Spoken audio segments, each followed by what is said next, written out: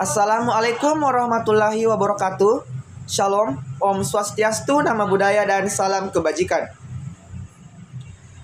Yang kami hormati Bapak dosen pengampu mata kuliah Pendidikan Kesehatan Sekolah, yaitu Bapak Muhammad Rizky Alfarizi, SPD MPD, dan juga rekan-rekan sekalian yang kami banggakan. Pada video kali ini, kami dari kelompok 4 akan membahas materi tentang seksualitas. Sebelum itu, kami akan memperkenalkan diri kami. Saya Ishak selaku moderator yang akan memimpin jalannya presentasi kali ini. Kemudian ada pemateri pertama yaitu Adil, pemateri kedua ada Rizwan Sabil Fina Haris, dan pemateri ketiga dan terakhir yaitu Janaria Bannesulu. Selanjutnya saya akan membacakan latar belakang dari materi kami. Seksualitas merupakan bagian penting dalam kehidupan manusia yang mencakup aspek biologis, psikologis, sosial, dan budaya. Namun, di masyarakat, topik ini masih sering dianggap tabu, sehingga edukasi tentang seksualitas kurang optimal. Kurangnya pemahaman yang benar dapat menimbulkan berbagai masalah seperti perilaku seks bebas, penyebaran penyakit menular seksual, dan kehamilan di luar nikah. Oleh karena itu, pendidikan seksualitas yang komprehensif sangat diperlukan agar individu dapat memahami tubuhnya dan dapat mengambil keputusan yang bertanggung jawab, serta dapat menjalin hubungan yang sehat dan saling menghormati. Selanjutnya ada pengertian seksualitas. Menurut WHO, seksualitas adalah aspek inti dari kemanusiaan yang mencakup seks, gender, orientasi seksual, erotisisme, keintiman, dan reproduksi, serta dipengaruhi oleh interaksi antara faktor biologis, psikologis, sosial, ekonomi, politik, dan juga budaya. Dengan demikian, seksualitas bukan hanya persoalan fisik, tetapi juga bagian dari identitas dan kesejahteraan individu secara menyeluruh.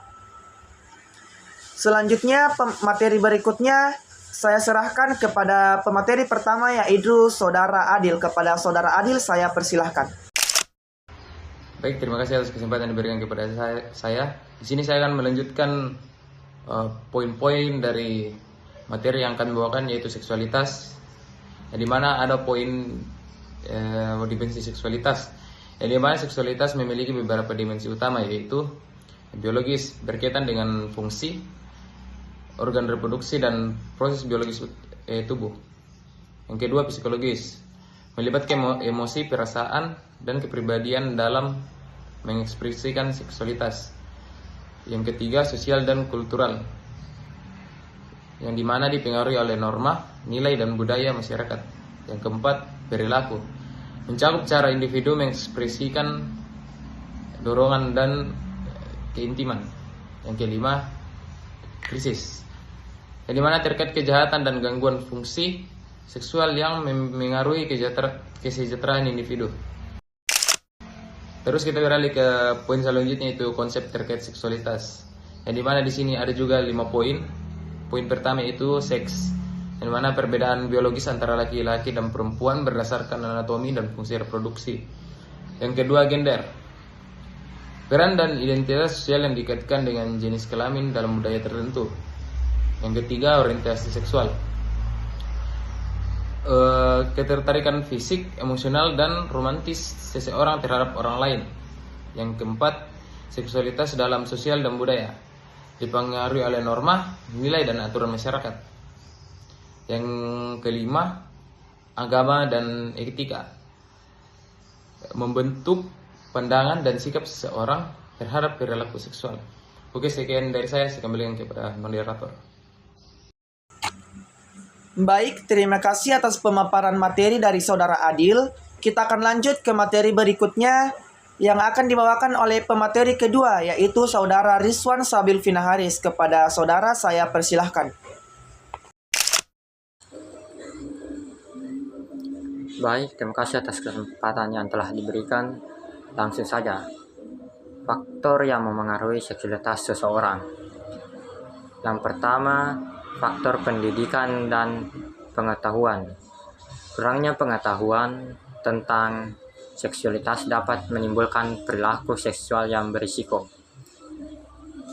Faktor kedua, lingkungan dan media massa.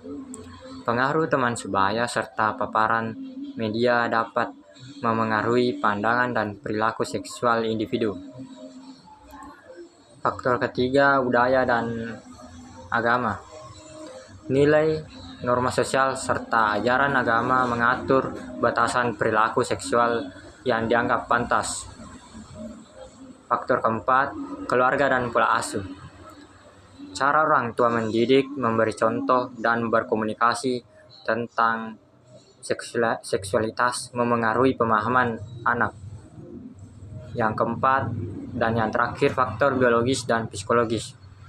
Hormon, dorongan seksual, emosi, dan kepribadian berperan dalam cara seseorang mengekspresikan seksualitasnya.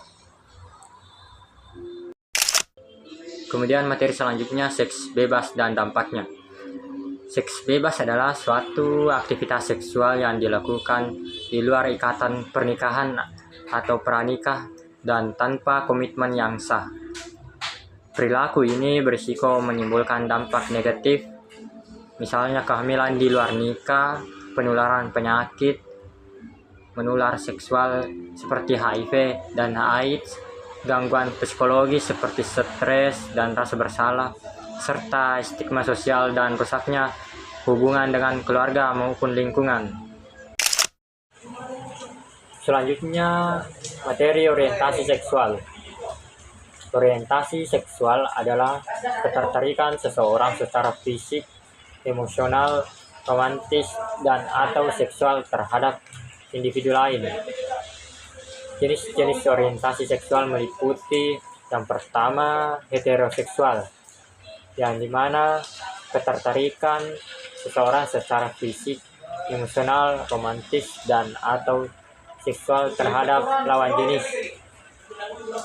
Selanjutnya, homoseksual, yang dimana ketertarikan seseorang secara fisik, emosional, romantisme, dan atau seksual terhadap sesama jenis. Misalnya, laki-laki yang tertarik sesama laki-laki yang disebut dengan gay, dan perempuan yang tertarik sesama dengan perempuan yang disebut dengan lesbian. Kemudian biseksual, yang dimana ketertarikan seseorang secara fisik, emosional, romantisme, dan atau seksual pada dua jenis kelamin, laki-laki dan perempuan. Kemudian panseksual, yang dimana ketertarikan tanpa memandang jenis kelamin atau identitas gender. Kemudian aseksual, yang dimana seseorang yang tidak memiliki ketertarikan terhadap siapapun.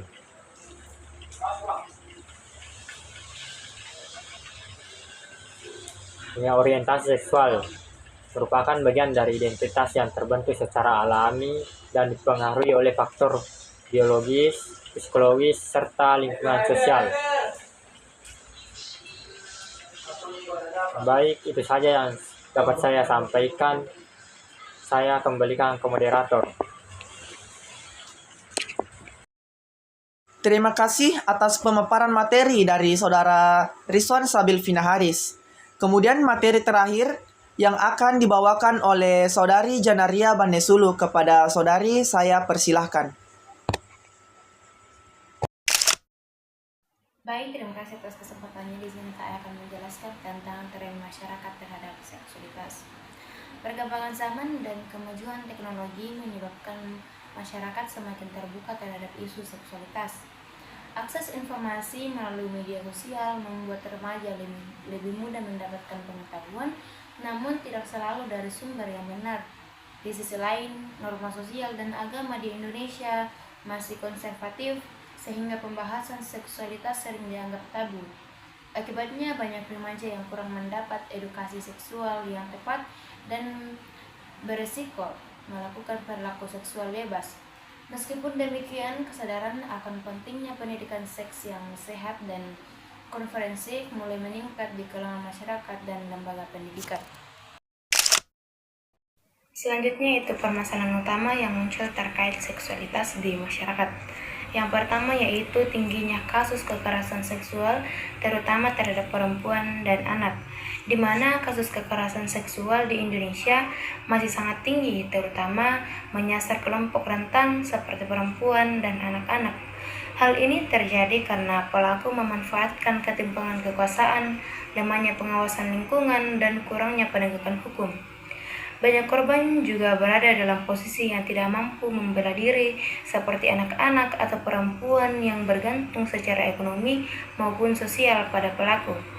Yang kedua yaitu kurangnya edukasi seksualitas yang komprehensif baik di sekolah maupun keluarga, di mana edukasi seksualitas di Indonesia masih sangat dianggap tabu. Sekolah jarang membahas topik ini secara terbuka, sementara di rumah orang tua juga sering menghindari pembicaraan tentang seksualitas. Akibatnya, anak dan remaja tidak memiliki pengetahuan yang benar tentang tubuh, batasan diri, serta cara melindungi diri dari kekerasan seksual.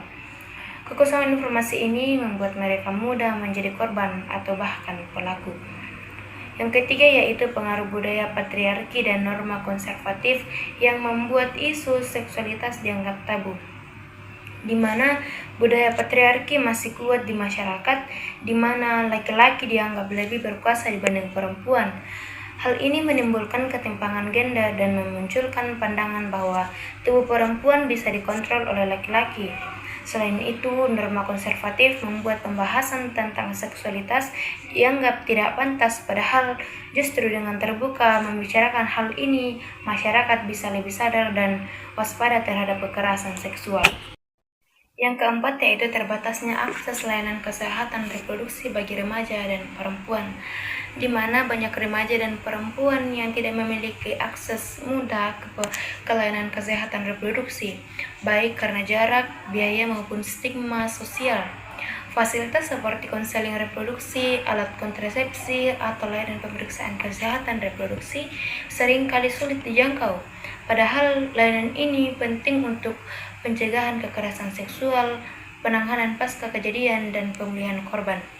Dan yang kelima, meningkatnya eksploitasi seksual di dunia digital seperti pelecehan online dan penyebaran konten tidak pantas, di mana perkembangan teknologi digital membawa dampak positif, namun juga membuka ruang baru bagi bentuk-bentuk kekerasan seksual, seperti pelecehan online, pemerasan seksual digital, dan penyebaran konten tidak pantas tanpa izin.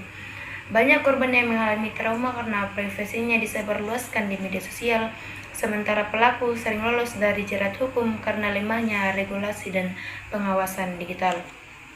Dan yang terakhir yaitu stigma sosial terhadap korban kekerasan seksual yang membuat banyak kasus tidak dilaporkan, di mana masih banyak korban yang memilih diam karena takut disalahkan atau dipermalukan oleh masyarakat. Korban seringkali dianggap mengundang kejadian tersebut karena pakaian, perilaku, atau status sosialnya. Stigma ini membuat korban kehilangan keberanian untuk melapor, sehingga banyak kasus kekerasan seksual tidak tercatat secara resmi dan pelaku tidak mendapat hukuman yang setimpal. Sekian dan terima kasih. Baik, terima kasih kepada Saudari Janaria yang telah memaparkan materi terakhir. Dan itu merupakan pembahasan terakhir kita pada video kali ini. Kemudian selanjutnya kita akan memasuki sesi tanya jawab.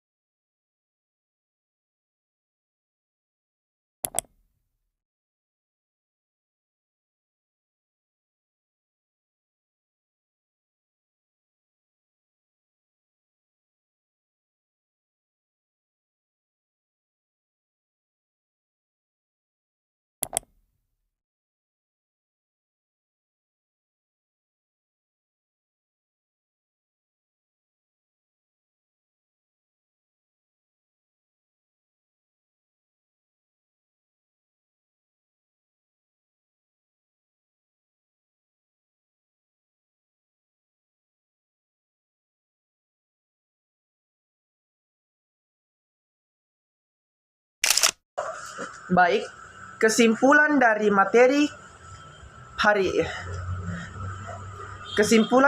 materi yang telah kami sampaikan pada kesempatan kali ini yaitu seksualitas merupakan bagian penting dari kehidupan manusia yang mencakup aspek biologis, psikologis, sosial, dan juga budaya.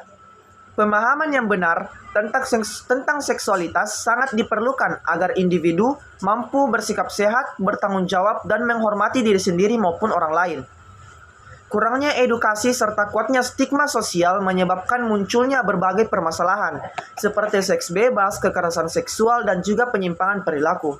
Oleh karena itu, diperlukan pendidikan seksualitas yang komprehensif dan berbasis nilai moral agar masyarakat, khususnya generasi muda, dapat memahami seksualitas secara positif dan dapat membangun kehidupan sosial yang lebih sehat, aman, dan bermartabat. Demikianlah hasil dari presentasi kelompok kami yang membahas tentang seksualitas. Sebelumnya kami mohon maaf apabila ada kesalahan yang kami lakukan selama proses presentasi ini berlangsung. Semoga pada video ini dapat bermanfaat bagi kita semua di masa sekarang maupun di masa yang akan datang. Wabillahi taufiq wal hidayah. Wassalamualaikum warahmatullahi wabarakatuh. Selamat siang dan Om Santi Santi Om.